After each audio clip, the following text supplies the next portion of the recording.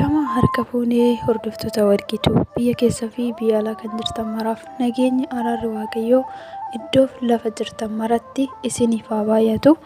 Akkam jirtu nagaa keessanii? Ani nagaa kooti. Galanni fi ulfinni waaqayyoof haa ta'u. Isinis nagaa fayyaa akka taatan abdii guutuu waaqayyoo irraa qabaa. Kan eegee tiksee isaa kanaan eegee galanni ulfinni waaqaaf haa ta'u. Toleegaa guyyaa irraa immoo viidiyoo biraatiin walitti deebinee jirra. Like share gochuu hin dagatinaa. Warreen maamila koo hin taane subscribe gochuun gara maamila kootti dabalamaan isiniin jedha. Egaa haga har'aatitti immoo like share gochuun koomentii barreessuun kan na jajjabeessaa jirtan hedduu galatooma isiniin jechuun jaaladha. Ammas akka na jajjabeessitan yaada jiru koomentii jalatti akkanaaf keessan abdiidhaan isin eega isiniin jechuun jaaladha.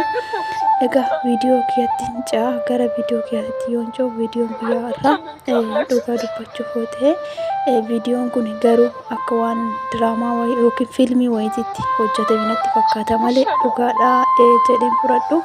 Haa ta'u malee dhugaa dubbachuuf yoo ta'e viidiyoo kana akkuma argitani laalitoo obsaan dhabee jechuudha. Hin dandeenye dhugaa dubbachuuf bakka waanuma hamma darbaa jiru dhugaadhaan dubbatamaa jiru yookiin immoo taateen kun hin jiru osoo hin ta'in barumsa akkamirraa baranna kan jedhu tokko jechuudha. Baay'een gaddee baay'ee keessi koo dhugaa hin beeku.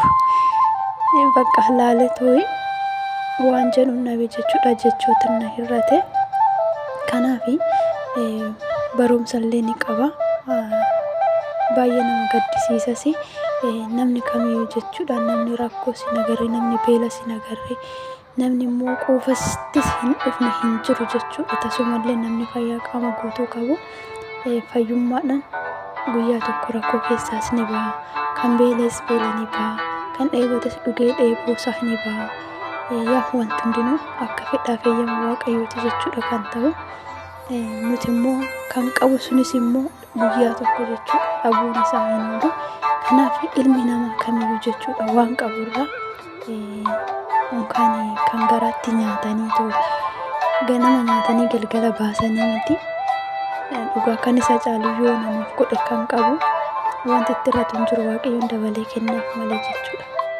Garuu viidiyoo kanarraa maal hubattu?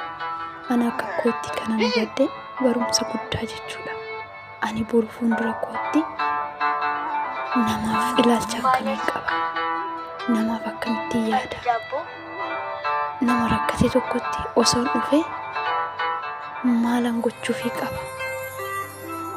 Egaa asirraan dhugumatti jechuudha barumsa gidduun bara dogoggorullee dogoggora kootirraa na deebisee yaada. Yeroo wantoonni taateewwan akkanaa kunis ni jiru jechuudha. Dhugumatti ni jiru biyya keenya keessatti dhuguma jechuudha. Maaliif hin jiru osoo hin ta'in ni jira jechuudha. Nuti immoo asirraa barannee kan rakkate ni gargaarra, kan dhoobate dhoobuu ni baasna, kan beela'e beela ni baasna. Yoo nyaata qabaatte nyaata kee yoo qabaachuullee baatte waan qabduun san jechuudha kan keessanirraa gimmaasha nama saniif kuttee kennite ni eebbifamta fuuldura keetti jechuudha. Isa malee jechuudha namni dhalee ilmoo qabu ilmoon kee sun har'aanillee qabeenya qabadhu har'aanillee boonuu danda'a. Qabeenyi fixeessa ganamaatti dhumuu dandeessi dhufuus dandeessi hin beekamu jechuudha. Kan fidus kan hojjetee fidus numa garuu guyyaa tokko immoo jechuudha nu harkaa dhumuu dandeessi. Gaafa nu harkaa dhumte sana nu akkam taana? Har'aani qabeenya hin qabaadhe ilmoon kee sun boru dhabduu ta'uu dandeessi hin beekamu.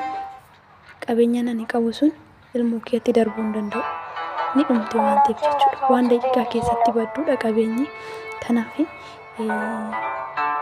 osoo waan qaban irraa nama kennanii har'a keenya osoo hin ta'in boruu keenya osoo yaadne boruu keenya maal taananii osoo yaadne dhugaa namatti tola jechuudha. Taateewwan akkanaa kanarraa barumsa hedduu ni baranna jedhee yaada. Dhugaa baay'een gaddee jechuudha. Baay'ee na gaddisiisa jechuudha. Qoonqoodhaaf jecha akkasitti namni namatti garaa jabaatu hin beeku dhugaa. Bakka jechallee hin qabu jechoota nama hir'ata. Kanaaf asirraa immoo viidiyoo kanarraa waan hedduu ni barattu jedhee yaada. Ana akka kootti dhugaa baay'ee tokko jechuudha natti ulfaate. Yaa kunillee akka fiilmiitti hojjetame malee dhugaa miti. Haa ta'u malee hin beeku bakka iddoon dhabee jechuudha.